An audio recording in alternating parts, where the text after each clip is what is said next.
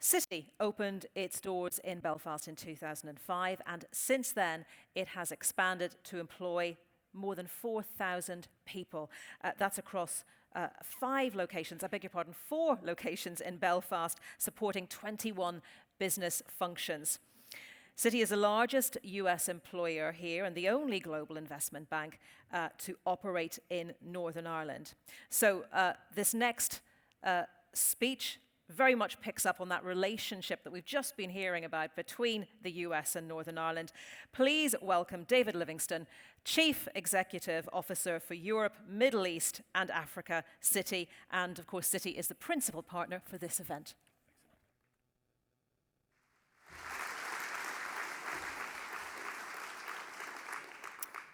Thank you, and good morning, everyone. And I'm delighted to have this opportunity to speak. Often at this stage, you say that the principal partner has bought this slot. I'd like to think actually that we've earned it over the last 18 years. And I'm delighted to be following some excellent, not just Lord Johnson and Joe Kennedy, but also the excellent panel this morning, moderated by Lynn, because many of the themes that have come out already are ones that we've experienced. But I hope to expand on them and give you a sense of the Citi story. You may not all be familiar with Citi. We are a global organization. We employ 240,000 people. We have operations in 100 countries and jurisdictions around the world, and we do business in another 60. So we are, we would say, a very global institution. We're very client-focused, and when we're looking for new opportunities, when our clients change what they need, we have to have our operations reflect that. And I want to spend the time, about 10 minutes here this morning, just describing our development here in Belfast, what made it successful, what were the ingredients, and why our investment here and what it's culminated in is actually a core component of our global operations. Now, to bring this to life, let me take you back to that year that Anita mentioned, 2005. Citi was growing in the United Kingdom, really in England, and we wanted to diversify our operations beyond that, and importantly, diversify our talent pool. Now, as a global organization, we have the choice of, in essence, anywhere. We could have gone to Warsaw, Manila, Miami, but Belfast really appealed, probably initially, mainly because of its proximity to London and our operations there. Now, picture the scene. Just around the corner from here, and many of you will be staying there, is the Hilton.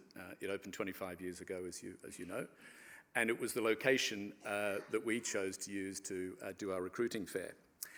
And candidates arrived. They'd responded to a paper advertisement. They'd written in a CV in the paper way, no LinkedIn those days, so very low tech. And we started the interviews, and the team tells me from that time, one of the questions they ask is, which global banks are you familiar with? And please write the names up on a blackboard. Ulster Bank, Allied Irish Bank, Bank of Ireland. All fine banks, but not really global banks. So it was clear to us that as Citi, we needed to do a better job of our brand awareness. But on the positive side, what the team found was a real dynamism. They found energy and ambition, and you've heard some of that today. And I think we all feel as though that's even stronger today, but it was not non-existent in 2005, 7 years after the Good Friday Agreement. And importantly, and we have seen this every day since then, the people were looking forward, they weren't looking backwards. They were looking for themselves, but also for the economy. So after a couple of months of recruitment, we opened our doors with 375 technology and operations colleagues, mainly doing desktop support, web admin, and other services to our markets and trading businesses in London. So that's where we started, an unfamiliar company in a new location with an emerging industry capability here in Belfast. But the people were hungry, as I said, for opportunity. Now, I recognize that many of you in the audience who are not currently present or maybe newly present to Northern Ireland are going through that process at the moment, establishing operations, new teams, structures, working out how to operate, how to link Belfast into your global operations. But the one thing I can tell you that you will be confident about is the adaptability of the teams that you will find here in Northern Ireland. And you've heard that from others, many others here this morning. So let me fast forward to today. And Citi, as Anita said, the precise number, Anita, is 4,156 people employed here. But importantly, they come from 40 different nationalities. The majority absolutely drawn from here, from within Northern Ireland, but it's also now an international centre for us in terms of the talent pool. Now, our teams they export their activity from here. They support our clients and activities in those 100 countries around the world every day. So they confirm trades for clients in Singapore. We provide technology support for our businesses in Mexico. We do custodying of assets all around the world for our institutional investors, and we document, and I'll come to that in a second, our client relationship contracts for our most important institutional clients around the world. And part of what's contributed alongside the talent has been the infrastructure and the communications. And that's a point worth stressing. The geographic location, the time zone location, Belfast is incredibly well, and Northern Ireland generally, incredibly well positioned for that. Universities, as we've heard, they produce over 5,000 technology and business graduates each year. And Queen's, Ulster, and so on are amongst the top universities in the world. And we find that the language barrier here is, well, limited. We're able to get through. Now, something that other locations will always now struggle to compete with for Northern Ireland is the proximity to London. And that should not be lost, certainly in financial services, but increasingly in life sciences and other emerging, that yes, there are the things that can be done in Northern Ireland for Northern Ireland and for export, but I wouldn't lose, and one of the panelists earlier mentioned the connections with Newcastle University and Glasgow and others. Those connections with the rest of the United Kingdom are very, very important. Now, every successful initiative takes some risk, and I can't tell you that we had a smooth line from 2005 to today. Things like the financial crisis happened, things like COVID. But in all of that time, we were confident of taking the risk to invest more here in Northern Ireland, and Joe Kennedy mentioned earlier about the benefits of taking risk. Now, we had great partnership, and Stephen Harper was on the panel earlier, and he mentioned the work that Invest Northern Ireland do, but they have been doing that for a long, long time. And it's not just financial support, and we did benefit from early stage financial support, but it really is about the networking, about unblocking decisions, and particularly government decisions, and really being that glue that has really helped us. And it's our first call. If we have something that's on our mind, they're our first call. And they played a large part in not just our success, but we would say the success of the whole sector as it's built here in Northern Ireland. Universities, we've heard a lot about that today, and I just want to stress that it's not just about producing graduates. It is about changing their own courses and adapting to the needs of employers. And this is something I think Northern Ireland does particularly well, and I would hope that England would copy some of these, and indeed Scotland and Wales, because the approach here has meant that courses have been changed and adapted in content in order to produce specifically the people that we need and that we need to hire. Now, the best example of this, I think, funnily enough, as a bank and talking about this, is actually in our legal capability.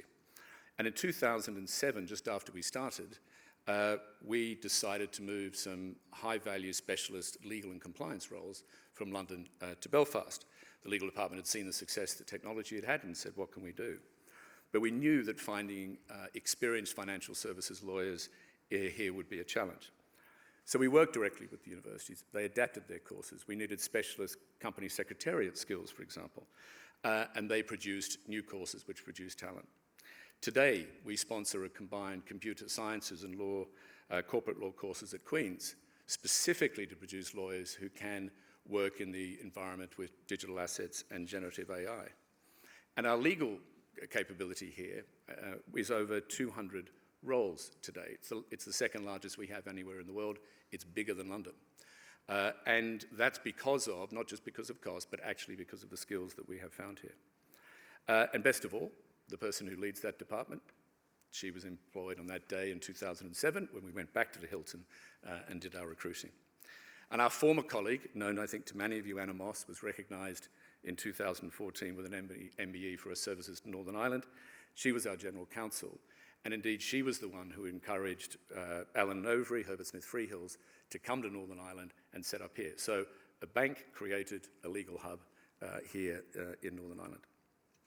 In addition to our work with universities, we also are expanding the pool of potential employers. And we've heard that mentioned, and Joe, I think it was part of your question about the pools of talent available. It's not just graduates. We work closely with the Belfast Met, Joe and her team, which is, of course, the largest higher education college in Northern Ireland. And there again, we've co-created a particular course, and this around a qualification in fintech and professional services. So innovation around education and unlocking the opportunities for employees. We also work with the Now Group, familiar again to many of you. It's a social enterprise which supports people with learning difficulties and autism into jobs with a future. Not just because it's altruistic, but actually it changes the mix of people that we have, and particularly in some of our coding and more mathematics areas. And this level of collaboration, as I said, is across all education institutions, and I would struggle to find in our city network around the world a better example than we have here in Northern Ireland. Now, one of the things I think I and the team are most pleased about is that as we've grown, the whole market has grown. This isn't just about us. And therefore, we see that out there in the economic firmament in Northern Ireland that people have the opportunity of much greater roles, much greater career development. And as Anita said, we have now 21 different activities that we run from Northern Ireland. And to give you a sense, you know, we've heard of operations and legal, but we have anti-money laundering, risk management, internal audit, market security services, middle office, private banking support, a full range of what we do as a global bank. And to give you a sense of that scale, every day, the team here in City Belfast oversees the movement of $1 trillion through our payment system. Not each week, not each month, but every single day. So each year they move the equivalent of the US GDP. So there's a huge reliance by us and by our clients on the capability here. And Lee Mayo, who runs our operation here, would always stress, Belfast has never failed to deliver, and has always been a high service and high delivery location. So our people tell us they like to work with City in Northern Ireland because of the opportunities to grow. They live locally, but work globally. We also have colleagues who, of course, joined us here in Belfast who we've exported to our global network. And I think all the companies here who either operate or could operate should recognize that there's a very vibrant import-export of talent in and out of Northern Ireland. And I think that is very, very important. It raises the skill level, it raises the competition. And I would say it's something that we've seen develop, you know, very clearly over the 18 years that we've operated. Now, I'm going to close with a couple of comments. One is being a major employer, and particularly private sector employer, comes with accountability in Northern Ireland. It means that you take a view of the community in which you operate. Yes, there's the history, but there's also the future. I think we feel that very acutely, and it would be remiss of me not to mention it to the prospective employers coming here. Our teams are some of the most vibrant in terms of raising money for charity. We have the most dynamic of our employee networks on a number of dimensions operating here in Belfast, and they build really significant relationships with charities and other groups here. And so a word of opportunity, but also a word of caution. If you're not up for that, then Northern Ireland isn't the place for you, because this is a deeply community conscious location. And I think it's something which is to be applauded, but it does come with the territory of operating in this special place. So I hope that I've been able to demonstrate to you some of those elements that have been contributed to the city story here, but also the criticality of Belfast to our global activities. And the secret sauce, and I think you've heard a number of people say this, is the combination of strong forward-looking government policy, a strong and collaborative education system, and, of course, the people. Now, we happily share our experiences in lessons with anybody, and please beat a path to our door to find out what our experiences have been at a more detailed level. We do welcome the collaboration. We do welcome the building of a more prosperous Northern Ireland. We even share talent. Mark McCormack, who's the head of AFLEC, is ex-City. So this summit is an opportunity to share ideas. We're happy to be here. We're happy to be the principal partner. And it's impressive that once more Belfast is listening and Northern Ireland is listening and exploring how it can develop things further. 2 words of caution. Let's not fall behind on infrastructure and communications and capabilities. The world is not standing still on those, and Northern Ireland needs to stay at the front. And recognise we're operating in a global world. There are many places that are looking to foster investment, and I think it was said, Lynn, by you on the panel, be out there selling the Northern Ireland story as actively as you can, because if you don't, someone else will fill that space for you. So we believe the future's bright here in Northern Ireland. We're continuing to grow. We continue to grow in heads, but also in the value and the criticality of the roles that we have here. And I'll close with a short story about a colleague called Natasha.